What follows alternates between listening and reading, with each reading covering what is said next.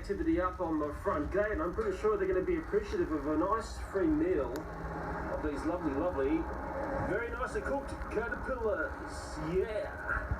And the ant colony here are going to think, wow, we've got a massive meal here, and they're going to take this out. Or a bird's going to see these critters up on the bricks here and come along and have some of the best cooked caterpillar on the planet.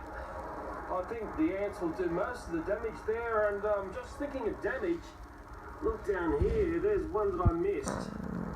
Okay, come with me, little buddy. I've got someone very special for you to meet. You're going to love him. And he's one hot date with destiny. Good night, sister. Dustin.